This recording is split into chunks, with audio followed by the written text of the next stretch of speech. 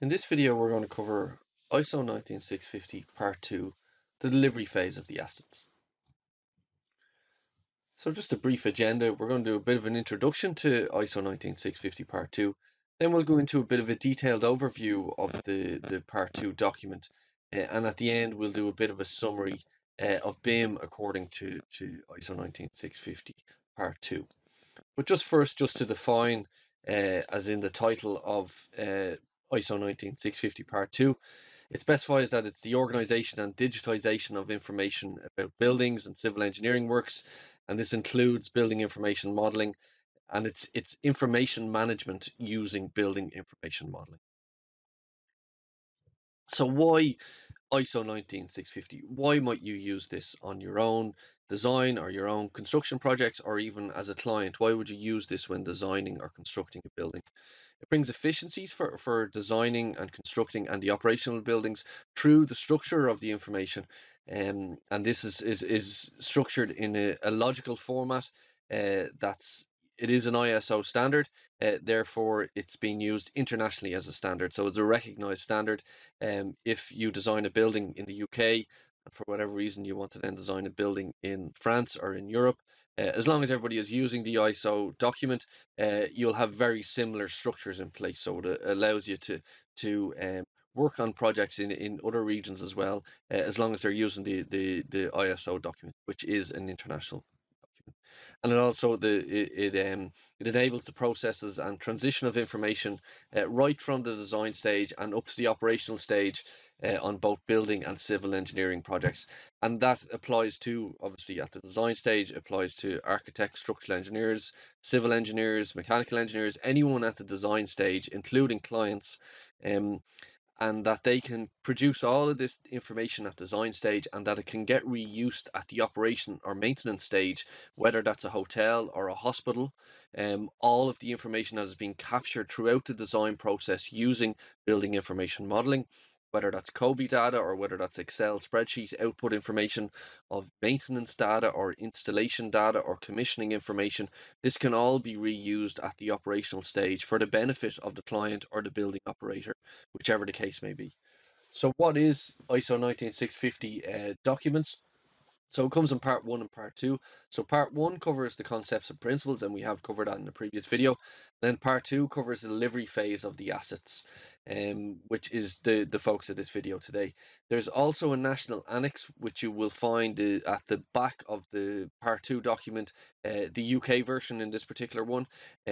And the reason for the annex is that every country can create their own annex. And what the annex does is it just specifies different naming standards that might be relevant in a particular country, or maybe the required standard in a particular region. The UK standard is quite widely used because this comes from the BS 1192 standard as well, in terms of naming conventions and classifications, and also using Uniclass for classification as well of information. So again, the UK annex, you can use that in any country as long as your region or country doesn't have a superseding document for whatever reason. So what is the scope of the ISO 19650 Part 2 as a document in itself? So the ISO Part 2 document identifies the needs for managing information using a logical and a structured approach to processes or managing processes. And this is within the setting of the design and construction phase, whether it's a building or whether it's a civil engineering project, and then the sharing of that information throughout, using building information modeling or using a BIM process. So ISO Part 2 can be applied to any size or type of project, or any company or organization size and type can implement it as well within their own management or information management structures as well. And the selected procurement route does not necessarily need to be considered for the ISO document to apply. It can apply regardless of what procurement decision or procurement route you're going on a particular project as well. So it covers managing processes, design and construction stage of a project. That's what the ISO document 19650 Part 1 and Part 2 refer to. It is the design and construction stage, or what is known as the delivery stage as well. So you'll hear a lot of ISO terminology in here, and I'll try to explain that as we move along as well. As delivery stage refers to design and construction stage, and it outlines standards for sharing of information, using building information modeling, and as I said already, can be applied to all projects and types of projects or organization and company sizes as well. So within a ISO or BIM level 2 project, or in any construction project, you've got varying levels of parties or stakeholders involved. And in the case of this document, the ISO document uses certain terminology just to describe the stakeholders. This can be it can be a little discerning for some people, just because it can be quite technical terminology that mightn't seem relevant. But for example, some of the terms you'll get are appointing party, lead appointed party, or appointed party. And within the appointing party, this is where you'll find your delivery teams. So the delivery teams of the information, this can be your architect, structural, or your civil team. And then they also form your task team, or they can be separate for whatever reason. But in this case, we'll assume that they're the same teams. So the appointing party can also be the client or the owner of the project. So if it's a hotel you're designing, if it's a private client for whatever reason, if it's a private client, they're going to be the appointing party. And the reason for this is just throughout this document, appointing party is referred to quite a lot, and I will always refer to it as the client. But if it does come up in ISO documents, you may be looking at or coming through, appointing party is in most cases the client or the building owner, or obviously if you're doing a public job, is it the certain department of government that is the appointing party or the client? And you will have a sometimes, if the client doesn't have the capacity for managing BIM projects, they may hire a BIM consultant or a third party BIM consultant, and they'll be the appointing party's representative. So the lead appointed party, you'll also hear which falls in the next level of hierarchy. The lead appointed party is just an appointed individual, typically an appointed individual, and this can be a BIM manager or a BIM coordinator or just the information lead within a particular organization that's on this particular project. So we're assuming here that all of the disciplines are separate: architecture, structural, mechanical, and civils. We're assuming they're all separate companies. Could be in the same company for whatever reason. If it's a multidisciplinary design company, you may get that. But just for the purpose of this, we're assuming they're all separate companies. So they're what's known as the lead appointed party. So they've been appointed by the appointing party, they've been appointed by the client, essentially, or the building owner. And within the appointed party, you'll have the architectural team. Now, understandably, the BIM manager is part of the architectural team, or can be both of them. If it's a small company, for whatever reason, a BIM manager can also be the architectural team with other people or on their own, and they can also be the BIM manager. So those roles can be fulfilled by uh, the multiple roles can be fulfilled by the same person. To think of it that way, it's not that you necessarily have to have a separate role for each specified appointed party or lead appointed party. So within the lead appointed party, you have appointed parties, which is your delivery team and your task team. And this does come up in the terminology and the documentation within the ISO 19650 document. Then the same applies to if it's a structural company or structural design firm. You'll also have a BIM manager, BIM coordinator, or some sort of BIM contact in there, information manager within the structural engineering firm as well.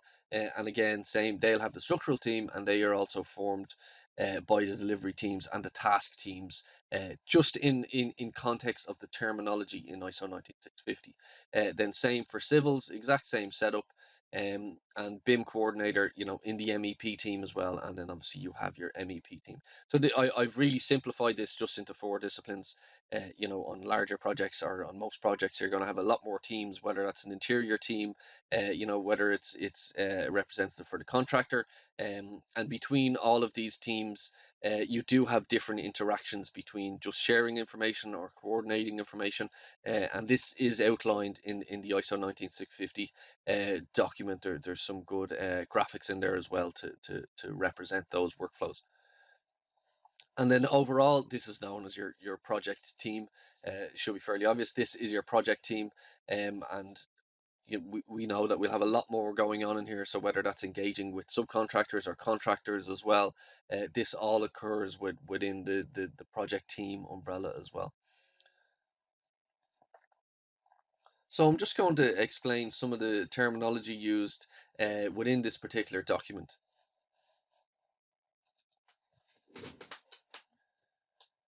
So the databases, if you wanted to refer to, these are referenced from the ISO 19650 Part 2 document. The terminological databases that they refer to are ISO Online Browsing Platform and ISO.org, and then the Electropedia one there as well. So they're just referencing in case you want to look at any of the databases. So some of the other terminology that you'll find used in the document as well, including acceptance criteria, and this is just the requirement or proof that the required piece of information has met the agreed criteria. So, for example, that checking that a Revit file contains all of the correct parameters applied to window objects, for example, or if a fire rating has been applied to a wall. So this could be in the form of a Revit schedule. Uh, can show the evidence in this case. So you can just do a schedule and show all the parameters that have been applied within Revit, or you could even output that to an Excel spreadsheet or capture that even in your COBie data as well. So that's just kind of looking at something like acceptance criteria. And the project team obviously makes sense, does exactly what it says in the tin. This is the client or the owner appointing party, and all of the companies and contractors provide the project team, or they enable the project team by providing service to the design and construction project. So this can be the client or owner of a building, and all the involved companies in the entire project as well. So a plan of work, you'll hear this come up a bit. So a plan of work is a document that specifies the key stages in the design and construction and operation of a project, and it shows the main tasks and the people that deliver those tasks as well.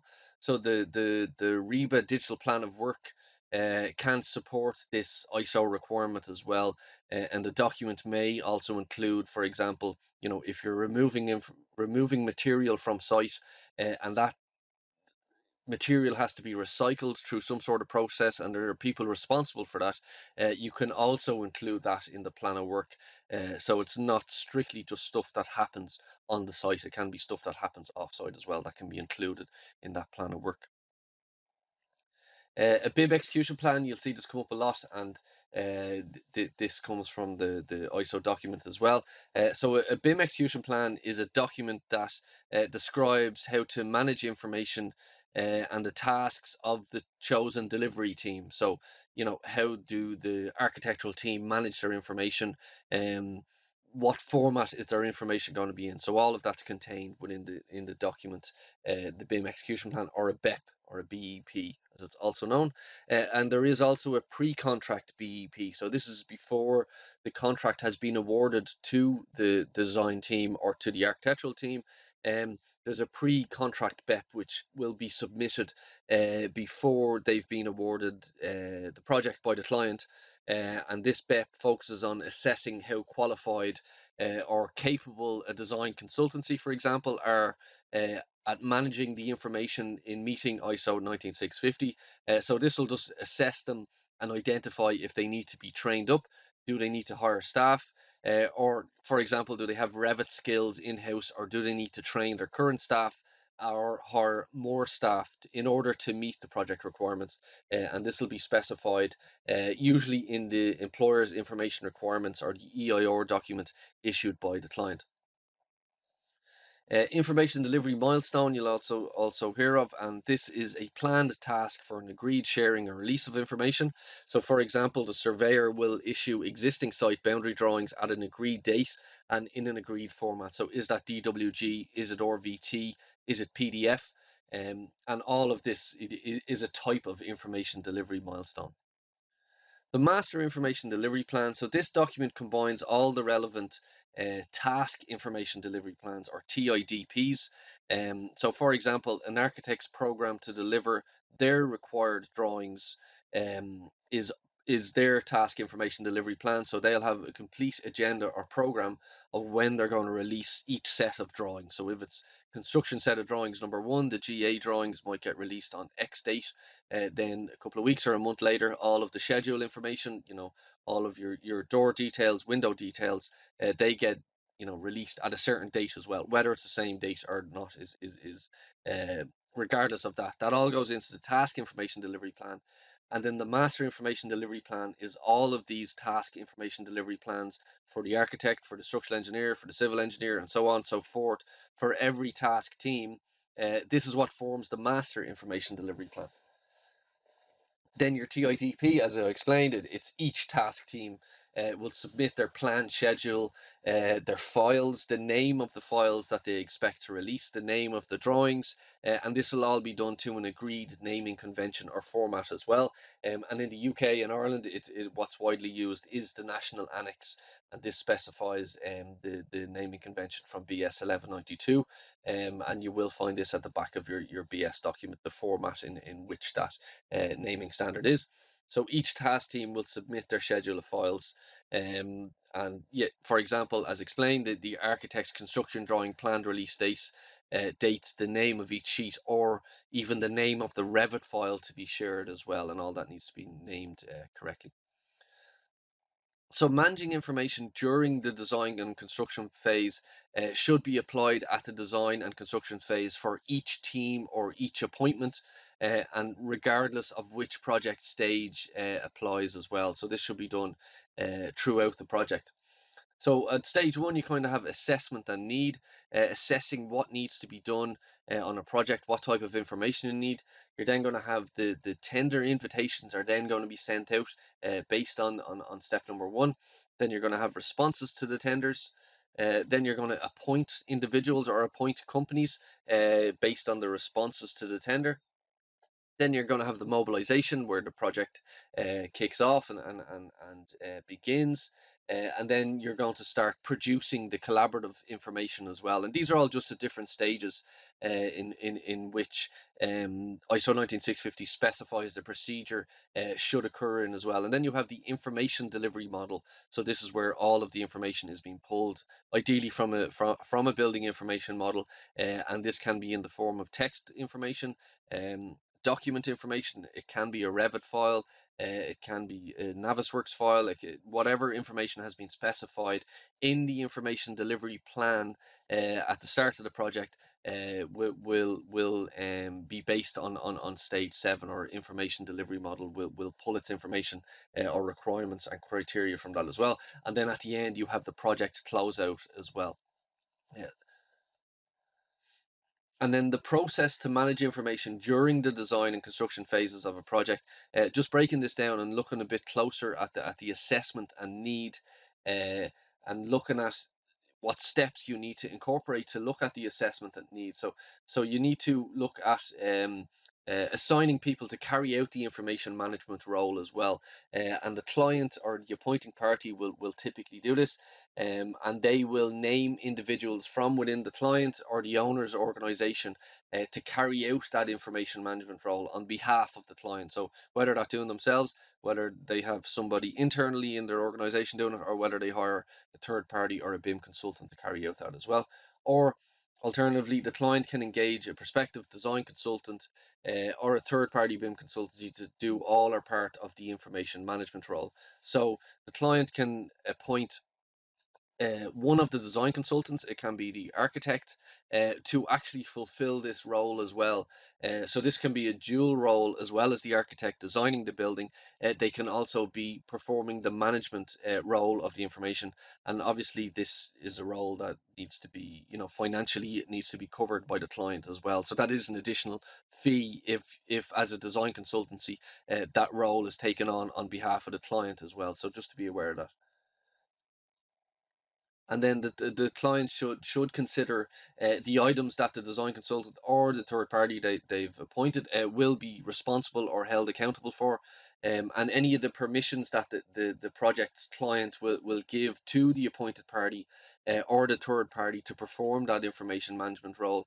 And the client should check, do they have the knowledge, the qualifications, or the skills within that organization for the individuals undertaking the role of information management as well. So to be able to create the project's information needs, the client on the project should also take into account the scope of the project. What's the end goal of the project? If it's a hotel, what information do they need to then hand over to the hotel operator, or if it's themselves, if it's an output of maintenance information for all of your air handling units or all of your radiators or all of your light switches or light bulbs, what information that's all covered in the scope of the project. So, and the reason the client requires each item of information, whether it's for operation, whether it's for maintenance, or what is the end goal? Is it for facility management as well? And what is the plan of work for the project? How is that information going to be produced from design stage to develop design stage, detailed design stage, through construction stage? What's the plan of work for producing every little piece of information? If it's bedroom layouts for a hotel, what's the plan of work for releasing that information and room data sheets associated with that as well? And the client will also consider what is the procurement route will be for the project, any identified or important decision points along the project as well. When do they require certain information? So the window manufacturer is going to need all the window sizes and opes and details and schedules at a certain point in the project. So that all needs to be captured as well and considered by the client. And this is part of the project's information needs.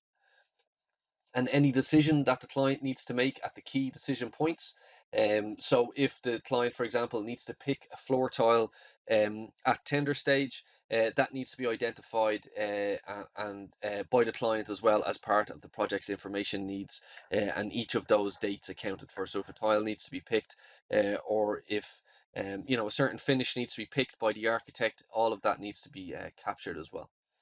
And any of the questions to which the clients needs answering to as well to make those key decisions. So do they need to know uh, if they're picking a floor tile, for example, do they need to know what finish floor area are they going to have in a building in order to help them make that decision as well. So this is all done at the start of a project, and either the client's information manager appointed party will do this as well and assess the need for that particular piece of information. So identifying the project's milestones for information delivery is also quite important, and the project's client should also take into account their key decision events as well. So when they need to make those decisions, any of their information delivery requirements, if they have any, do they need to provide legal information? Do they need to provide any sort of mapping or anything that they may have themselves that they need to provide to the architect or to the design team or to the contractor? The client needs to consider, do they also need to provide any of that information? Are they obliged to? The type and the content of information to be delivered at each key decision event as well. So picking a tile, for example, what information do they need at that particular point? So they're going to need their finished floor levels from the structural engineer. They're going to need to know, what thickness can they go with a tile for whatever reason, and if there's any other sort of information related to those key decision events. And then dates related to the key decision points as well, that the information model is to be shared as well. So looking at the timeline and the milestones of the information delivery in that respect too. So specifying the project's information standard. So the client should consider the sharing of information, and when they're considering this, they should consider inside their own organization what type of information will be shared, what information can be shared, and how will the information be shared between the client and external parties. Um, between the client and other operators, whether it's a hotel operator or a hospital operator or a facility management company. What sort of information needs to be shared, and how will that be shared as well? And in what standard will it be shared? Is it going to be a Word document? Will it be an Excel document? Or is it going to be an IFC or an RVT file for whatever reason? And then the same again for between the designer and the contractors, or the clients and the owners as well. So as for designer to contractor, is it always a Revit model, a Navisworks model? Is it a PDF drawing? How is that information, and what standard is it to as well? And then between the designer and the contractors on the same projects, or if there's for some reason other linked projects within a large, multi-complex construction site, if there's a lot of different projects being built, or if there's just a different timeline with the same contractor, different sites and same clients. If it's several hotels being built by the same client in different locations, is there information that needs to come from one project to another? And this all comes under the assessment and need by specifying the project's information standard. And then the format and structure of that information, and how it's classified, and how that information is shared, needs to be considered, and the process to determine the level of information needed. So obviously at an early design stage you need less information. At construction stage you need a lot more information, so just to consider how that information is built up across the project as well. And then at the operational stage of the project, and what the information will be that is going to be shared also. So establishing the project's production of information techniques and processes, the client or the appointing party should take into account capturing any existing asset or building or engineering information that they may already have, um, considering the creating, evaluating, or approving any new information that's going to come into the project for whatever reason, whether that's the approval of boundary conditions, or if it's approval of materials that are going to be selected for finishes as well. What's the technique and the process for that as well?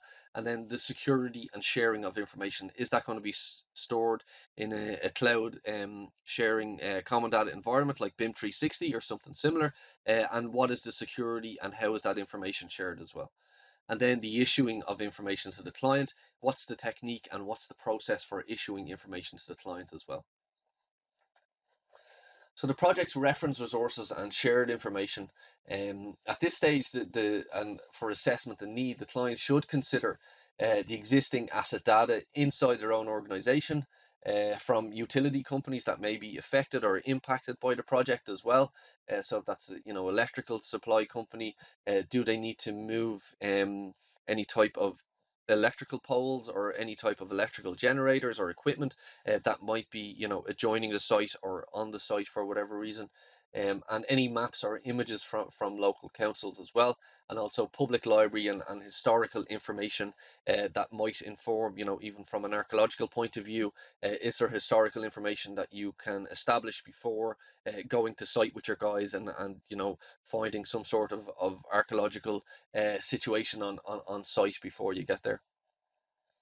And then the client should also consider the shared information. So for example, their methods templates for the BIM execution plan, their MIDPs and their TIDPs as well.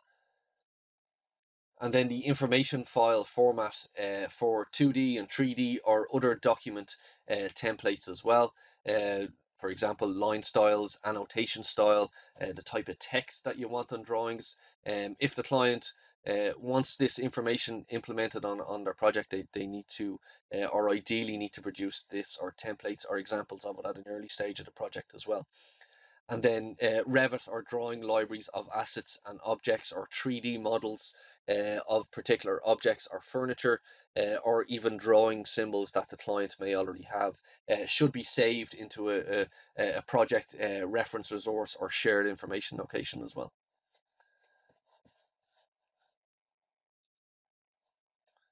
So the assessment that need for the project's common data environment, the client should also take into account that, or whoever the information management role should take into account that files and documents should have a unique identifier, and this will be in a pre-agreed naming format or naming convention on the particular project.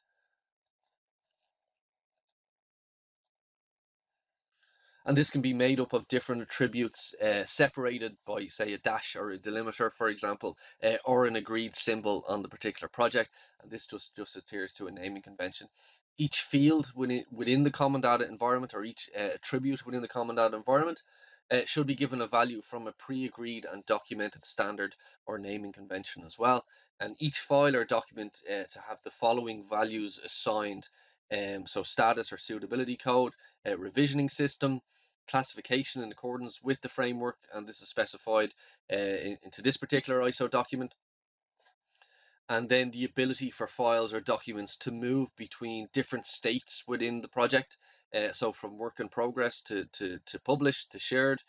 And then should always record the name of the user and date when file or revisions were issued as well. So ideally your common data environment will do this automatically, and BIM 360 does provide this sort of storage or this sort of recording as well, or from any sort of status change as well. So being able to capture a status change when something moves from work in progress into a shared area as well. And then being able to control access or permissions at a file or a folder level, either by company or either by individual as well.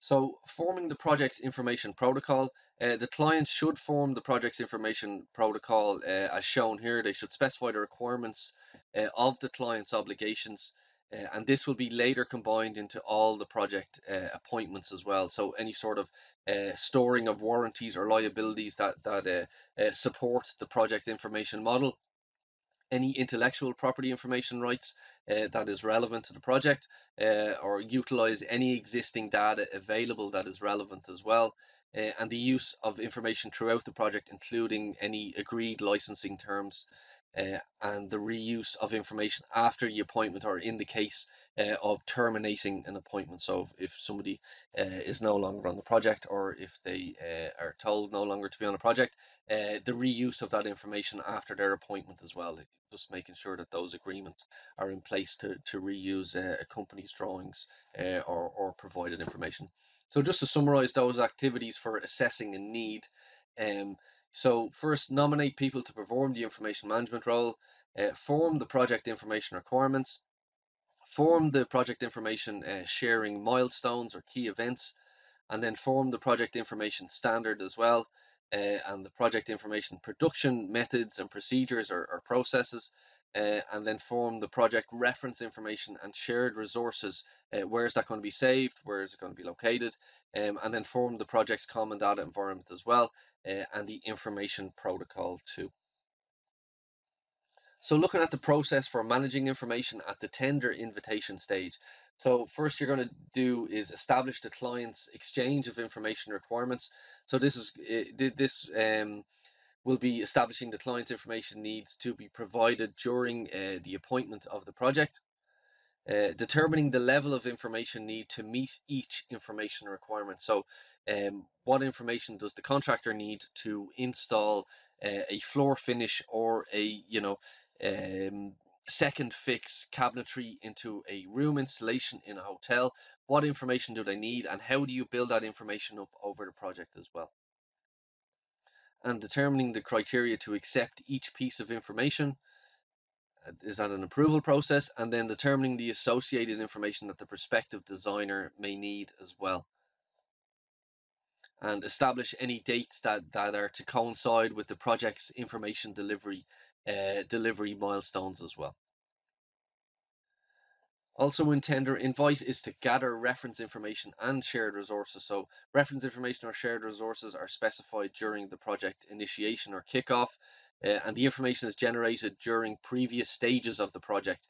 So you're pulling that information in, and then the suitability for which the information can be used by the designer or contractor as well. Establish the tender response requirements and appraisal criteria. So the client should identify the requirements that tendering parties will meet in their tender response.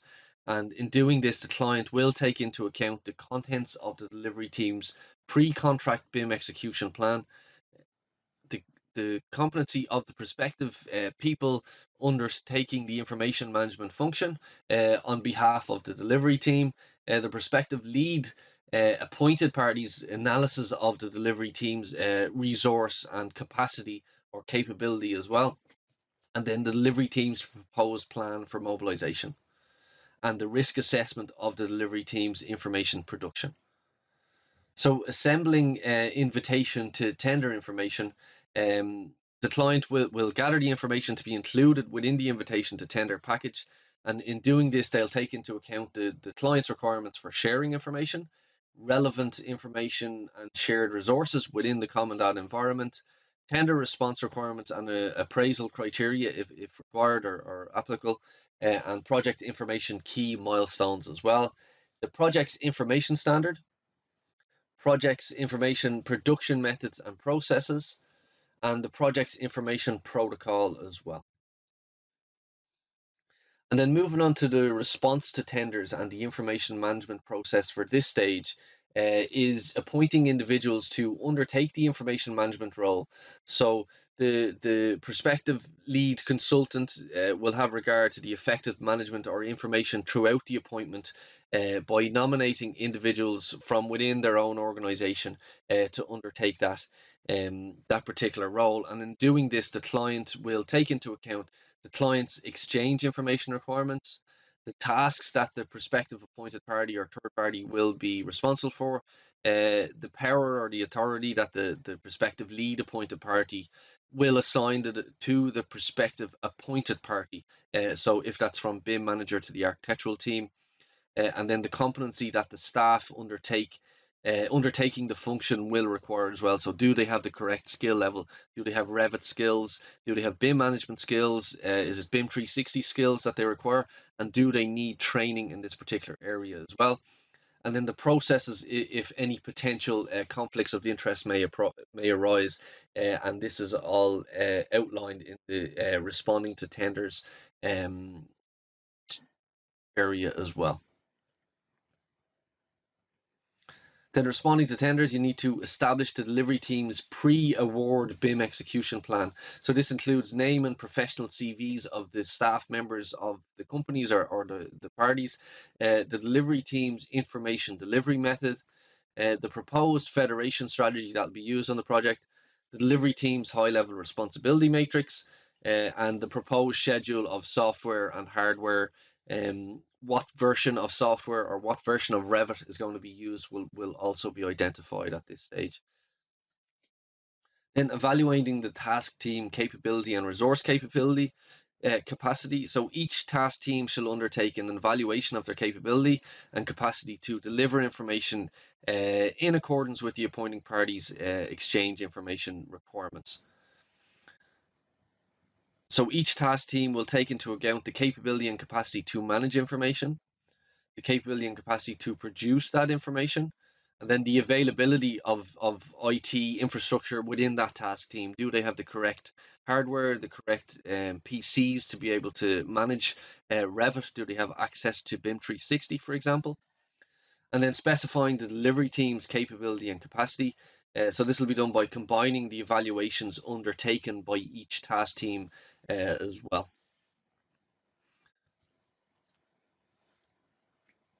So forming the delivery team's mobilization plan. So the prospective lead appointed party should form the delivery team's intended mobilization plan that will be initiated and used during mobilization. So identifying all of your key milestones within that mobilization plan as well. Establishing the delivery team's risk register. So assumptions the delivery team has made in relation to clients' exchange information requirements, meeting the appointing parties or the client's project information milestones, the contents of the project's information protocol, achieving the proposed information delivery strategy, adopting the project's information standard and information production methods and procedures, and inclusion or non-inclusion of proposed amendments to the project's information standard, and the mobilization of the delivery team to achieve the required capability and capacity.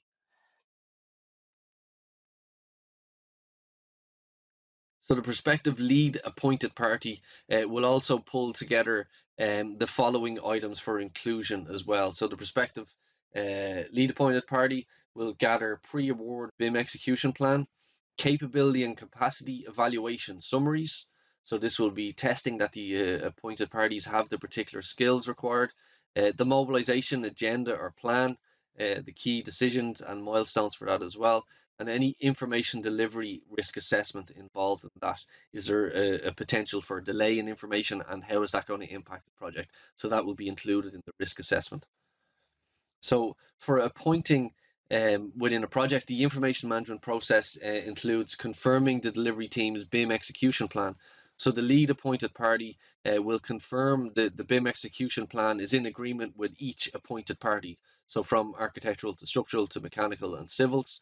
So they'll confirm the names of the people who will carry out the information management role within that delivery team. They'll update the delivery team's information delivery plan, update delivery team's high-level responsibility matrix, and confirm the document and delivery team's information production methods and processes, and then agree with the client any sort of additions or amendments as well to that, and confirm the correct schedule of software and agenda at the appointment stage as well. So establishing delivery team's detailed responsibility matrix, what information will be produced, when the information is to be shared with and who, and which task team is assigned for its production.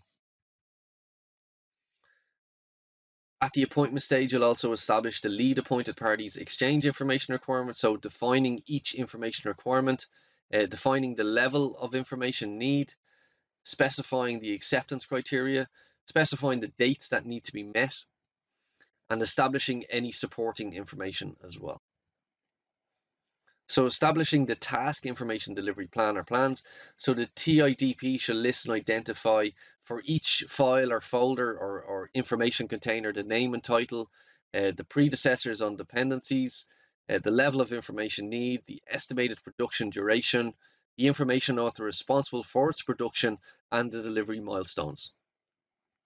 So the MIDP, creating that, when that's created, the lead appointed party should standardize the deliverable tasks and dates within the MIDP, notify each task team if any changes are needed, and inform the client of risks or issues that may have cropped up or may impact on the project's information dates as well, or delivery dates. So complete the lead appointed parties documents, and this will include the exchange information requirements, project's information standard, the project information protocol, delivery team's BIM execution plan, and delivery team's MIDP. The lead appointed party should also take into account any of the following in that they're included with the appointment documents. So the lead appointed parties exchange information requirements, the project's information standard, project's information protocol, delivery team's BIM execution plan, and the agreed task information delivery plan, or TIDP. So at the mobilization stage, after the appointment, we're looking at the information management process for that. So some of the mobilization tasks involved in that, the lead appointed party will mobilize the resources as defined within the delivery team's mobilization agenda or plan. And in doing this, the lead appointed party will confirm the resource availability of each task team, develop and deliver education on topics. So if that's training in Revit or BIM 360 or BIM management, that will all occur at that stage, and then develop and deliver the training as well for the mobilization stage. So mobilizing information technology. In doing this, the lead appointed party will procure, implement, and test any software and hardware or IT.